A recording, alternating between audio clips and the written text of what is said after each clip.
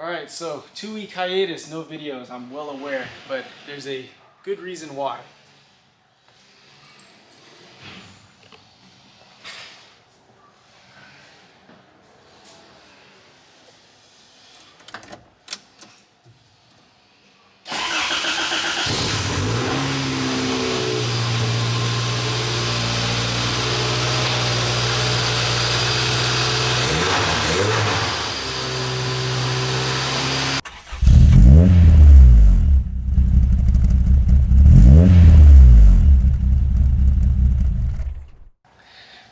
Okay, so yeah, last time you guys probably already saw the AE86 rescue video. This thing didn't start.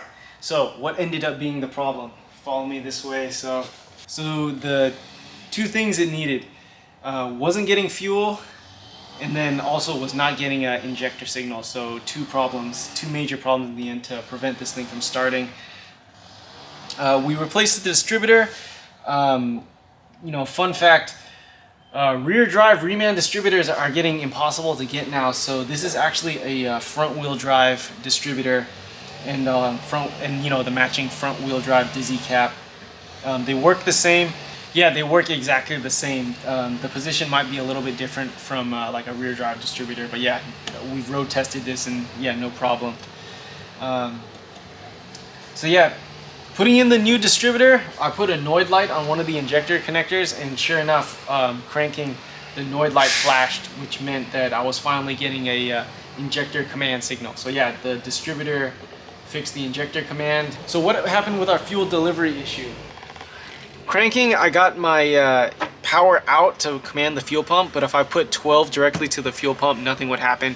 And so there was a good reason why, because when we dropped the fuel tank, and I'll show some pictures right now, the fuel tank was full of rust and dirty brown gasoline, and the sender and the fuel pump and the hanger were all full of rust. So if we crawl under the car real quick, you can see we got, luckily we were able to get the OEM fuel tank reconditioned. So this thing got coated, rust removed, coated on the inside, recoated on the outside, sandblasted in some parts and cleaned. So yeah, luckily we were able to refurbish the OEM gas tank. There is a new fuel pump, new OEM fuel pump hanger, and the new fuel sender, all in this tank. So like all brand new stuff. And so after all of that, finally got the car to start. So yeah, it sounds like the owners, now that we have a running and driving car, yes, I drove it with no glass and no nothing in it. So excuse the weed whacker, but I don't think we've shot this car yet. So the theme of the Autohaus these days is restoration. You guys can't tell between the two cars. Fun story, I think this is a second owner Florida car. So the current owner shipped this car over from Florida, and unfortunately, I think that's the only way to do it now, is get cars from out of state, because these California cars are all both drying up and exploding in price, as you guys probably already know. So let's take a look. Pretty cool. It's really rare to see a Corolla this OEM and this complete. I mean, if we take a look, so yeah, OEM snorkel, it is missing the snorkel tube, but it does have the snorkel tube bracket, which is always missing on cars. Yeah, AC power steering's all here, EGR, AC idle up, all this stuff is still here.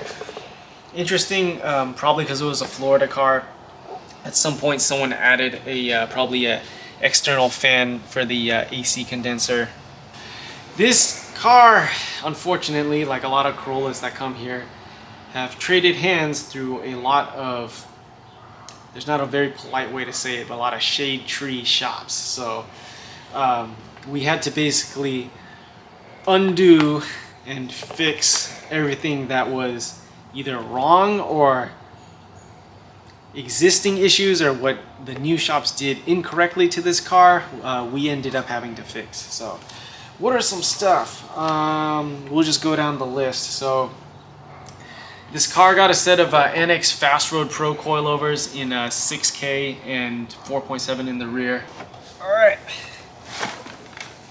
Cool, so when we got this thing, I think it was the hot and cold knobs that were jammed shut, and we'll show some pictures.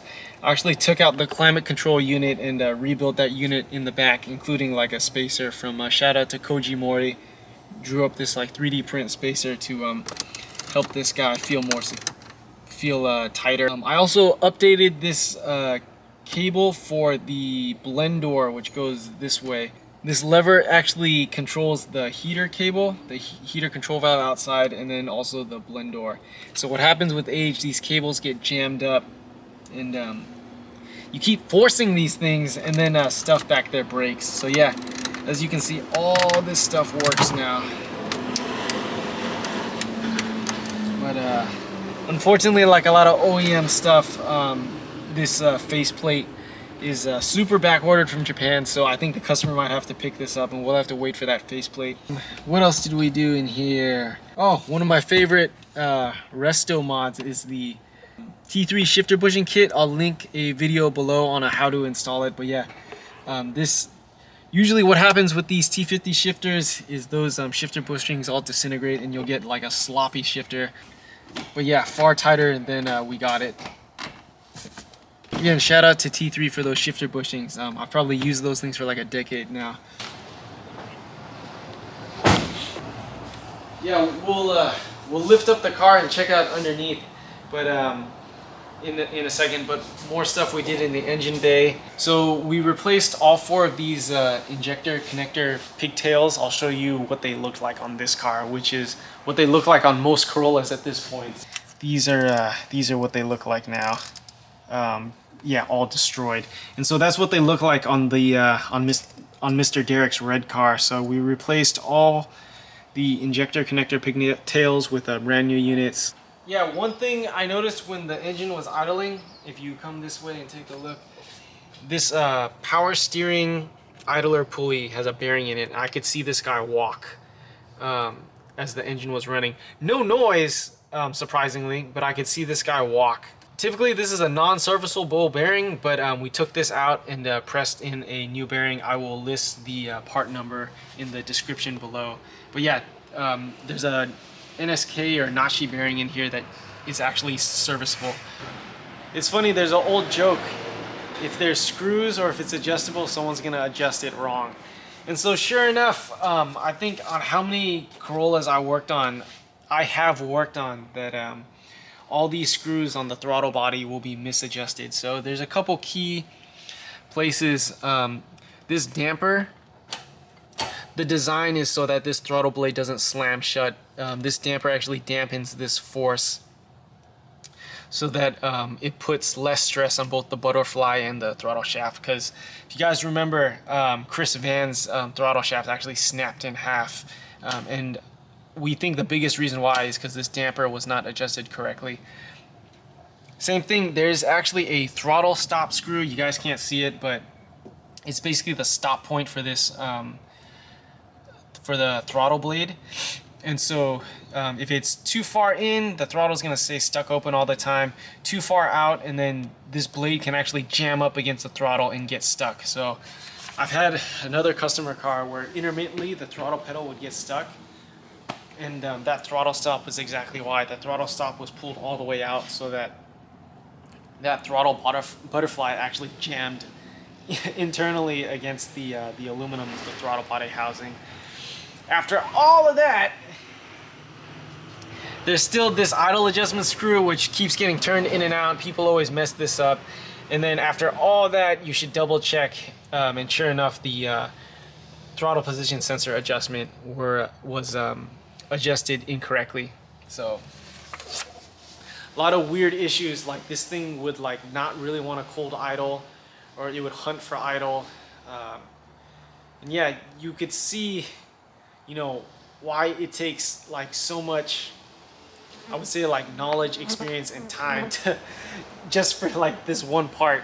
Because again, if there's an adjustment screw, someone out there is going to adjust it incorrectly. So fixing, or I should say undoing another shop's doing.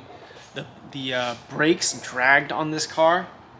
Another shop inside the car for the brake pedal adjustment wound it all the way in, and so I imagine they were trying to take pressure off of the brake pedal rod for the brake master cylinder, but that was not the right way to do it, because there's a few different adjustments on here. So brake pedal height, and without going into too much detail, why the brakes were dragging, the brake booster push rod length, which I'll link a description to the how-to video below. But yeah, the brake booster push rod length was adjusted too far out, so that means that the rod's putting pressure on this brake master cylinder all the time.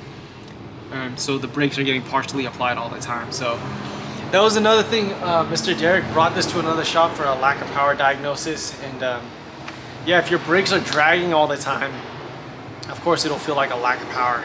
And yeah, the next highway road test I did with this thing, yeah, the car felt like it gained a bunch of power back, and of course, right, if the brakes aren't partially applied all the time.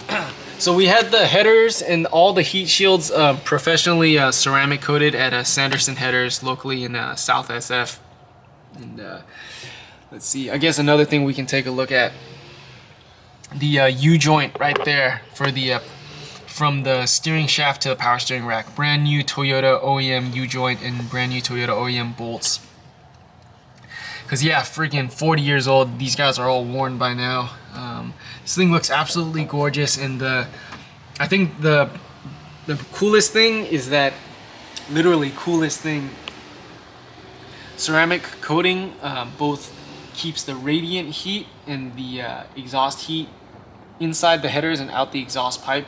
So pretty cool. At like engine operating temp, you can actually put your hand like almost an inch next to the headers, and it's like slightly warm because that ceramic coating is actually doing its job in keeping the heat out, right, instead of out here. Cool. So a couple other things. We had the power steering rack sent out locally to Straight Line Steering in San Jose to get rebuilt. Yeah, I know for sure, if you look up here, this shaft seal was leaking. It was also leaking from some of the ports. I think it was leaking out of this guy too. I'm a little disappointed that they use these like generic rack boots, because they don't fit that well, but you know, the rack works. How do you say it? Like the variable power steering feels great in this car again.